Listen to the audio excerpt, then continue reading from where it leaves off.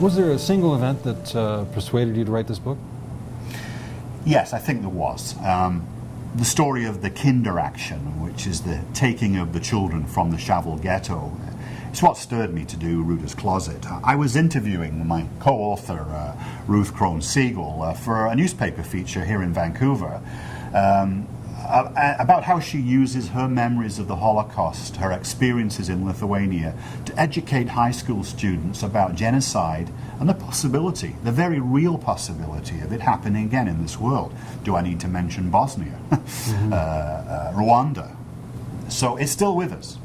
Her story of how, as a 7-year-old, she was forcibly separated from her 4-year-old sister Tamara by the Nazis and their henchmen just really haunted me. Long after I'd written the story and the papers were done, how as many as 700 children under the age of 13 could be taken just made me sick. They were seized and transported to Auschwitz, and we all know what happened there.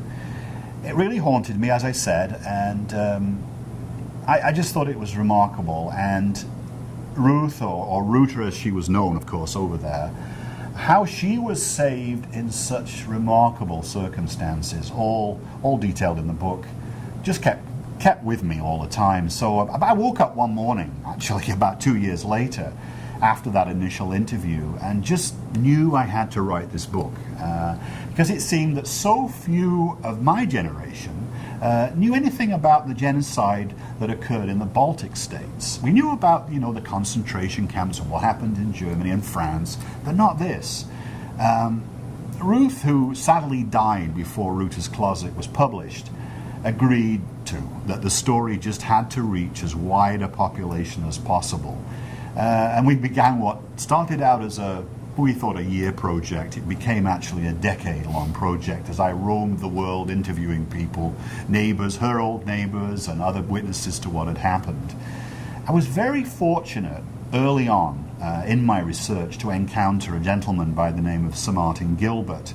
He's Churchill's official biographer and the most published historian on the Holocaust. He encouraged me very, very clearly, and he opened many doors for me, because he believed too that it was a story that must reach beyond his academic community and beyond the Jewish community at large. He thought it was such a strong story and had so many messages for today that it should be done that way. And especially in light of what's going on in Lithuania now, which really seems too eager not to acknowledge much of this.